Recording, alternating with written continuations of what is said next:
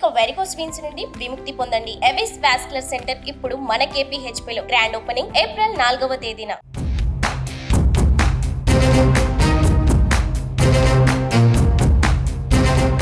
తెలంగాణలో లోక్సభ ఎన్నికల వేడి రాజుకోవడంతో బీజేపీ బీఆర్ఎస్ నేతల మధ్య డైలాగ్ వార్ షురువైంది. నిన్న చేవెర్ల పార్లమెంటు విస్తృత స్థాయి సమావేశంలో బీఆర్ఎస్ వర్కింగ్ ప్రెసిడెంట్ కేటీఆర్ బీజేపీపై విమర్శనాస్త్రాలు సంధించారు. రాముడిని మొక్కుదాం, బీజేపీని తొక్కుదామంటూ వివాదాస్పద వ్యాఖ్యలు చేశారు.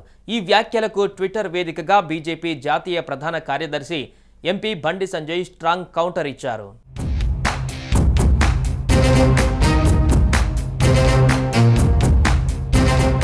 బుధవారం వికారాబాద్ జిల్లాలో ఏర్పాటు చేసిన చేవెర్ల పార్లమెంటు విస్తృత స్థాయి సమావేశంలో బీఆర్ఎస్ వర్కింగ్ ప్రెసిడెంట్ మాజీ మంత్రి కేటీఆర్ పాల్గొన్నారు.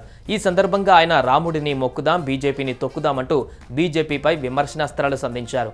ఈ క్రమంలోనే ట్విట్టర్ వేదికగా బీజేపీ జాతీయ ప్రధాన కార్యదర్శి MP Bandi Sanjay కేటీఆర్కు strong counter ఇచ్చారు. ఒక్క రాత్రిలో ఎంత మార్పు వచ్చింది?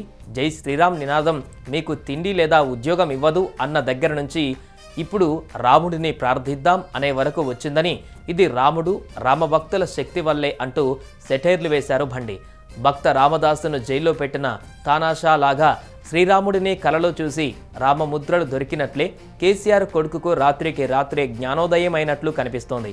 ఇది రాముడు రాముని భక్తుల శక్తి అని ఇచ్చిన కౌంటర్ ట్వీట్ ప్రస్తుతం సోషల్ మీడియాలో వైరల్ అవుతుంది.